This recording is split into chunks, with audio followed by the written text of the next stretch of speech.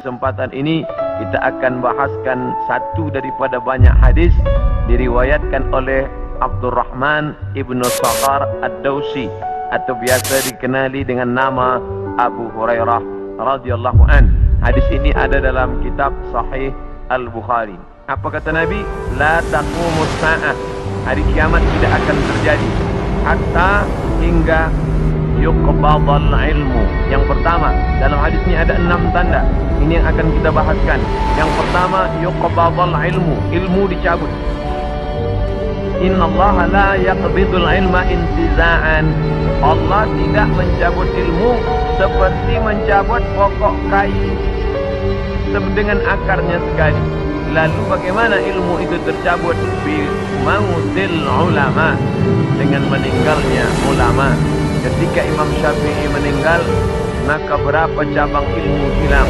Imam Syafi'i alim dalam bahasa Arab, Imam Syafi'i alim dalam tafsir, Imam Syafi'i alim dalam fiqh, Imam Syafi'i alim dalam hadis, bahkan bergelar Nasirus Sunnah. Imam Syafi'i yang pertama kali menyusun usul fiqh. Lalu kemudian ketika meninggal masih ada digantikan oleh murid-muridnya Al-Muzani, Al-Buwaiti, Rabi' Al-Muradi. Tapi kemudian makin ke bawah maka hilanglah ilmu, maka yang muncul orang jahil yang kemudian dianggap sebagai orang berilmu. Wal'iyadzubillah, na'udzubillah. Maka saya pribadi tidak pernah berkata menurut paham saya, menurut pendapat saya, kerana saya takut tergolong dalam orang yang disebut Nabi al-juhala, orang jahil tapi seperti berilmu. Zahirnya orang menyangka berilmu padahal tidak. Maka selalu saya mengambil pendapat ulama. Menurut pendapat Imam Syafi'i, menurut pendapat Imam An-Nawawi, menurut pendapat Ibnu Hajar Al-Asqalani, menurut Imam Az-Zahabi, menurut Imam Jalaluddin Abdul Rahman As-Suyuti, untuk menyelamatkan diri daripada juhala. Na'udzubillah.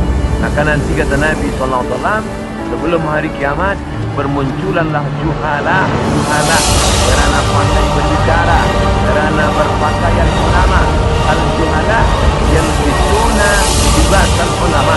Orang jahil tapi memakai pakaian ulama, pandai berbicara, lalu orang menyangka dia alim, padahal dia tak lebih daripada orang dhalla wa adalla, sesat dan menyesatkan.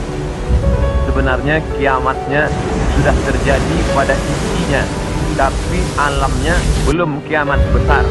Maka kata ucapan Nabi SAW dalam suatu hadis, "Idza wusidal amru ila ghairi ahlihi." Bila diberikan suatu perkara bukan kepada ahlinya, bukan kepada orang yang paham,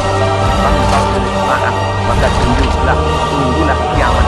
Makna kiamat itu bukan kiamat alam semesta, tapi kiamat isinya. Bila pembinaan masjid ini diberikan kepada orang yang tidak pakar, tidak memiliki kepakaran pada bidang itu, maka tunggulah saat kiamat, hari kiamat. Makna kiamat itu bukanlah kiamat alamnya, tapi isinya sudah kiamat. Begitu juga dengan ucapan Nabi tentang masalah idza waqa'a ala ahadikumul qiyamah, bila terjadi kiamat pada salah seorang kamu, wa biyadihi fasidah, di tangannya ada anak korma, wal yaqribha tanamlah, kerana dia akan menanam itu lalu kemudian dia mati. Bagaimana mungkin kiamat terjadi pada satu orang? Maka makna kiamat dalam hadis ini alamnya tidak kiamat, tapi orang itu mengalami kiamat, maknanya mati dia. Na'udzubillah.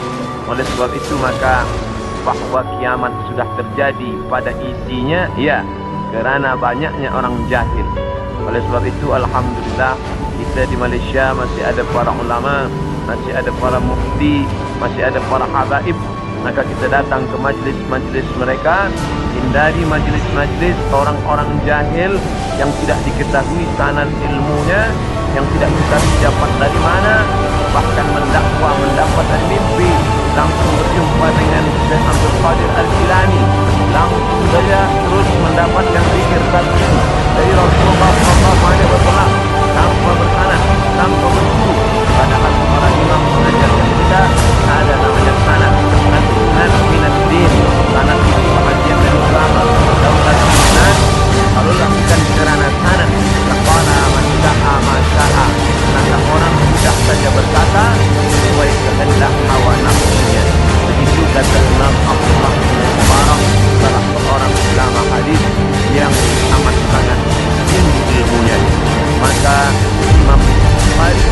bersanad sampai ke Nabi Muhammad sallallahu alaihi wasallam. Imam Bukhari mendapatkan hadis itu dari dunia. Namanya Abdullah bin Maslamah. Abdullah bin Maslamah mendapatkan dari dunia. Namanya Malik bin Anas. Malik bin Anas mendapatkan dari dunia. Namanya Abu Sinan. Abu Sinan mendapatkan dari dunia. Namanya Al-A'raj. Al-A'raj mendapatkan dari dunia. Namanya Abu Hurairah. Abu Hurairah mendapatkan dari dunia. Namanya Sayyidina wa Maulana Muhammad sallallahu alaihi wasallam. Dan di antara sanad itu diselidiki pula orang itu sudah adil. Mana adil menjauhi dosa besar, menghindari dosa kecil. Lawan daripada kata adil adalah fasik. Allah daya hormat fasikin. Allah kasih hidayah kepada orang yang fasik. Ada orang adil, tapi dia tidak zalim, tidak kuat niatannya, maka dia juga tidak layak diambil ilmu daripada dia.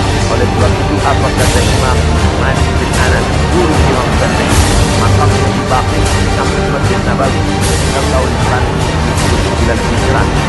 Aku berjumpa dengan 70 orang di dalam masjid ini, maksudnya Masjid Nabawi di Madinah.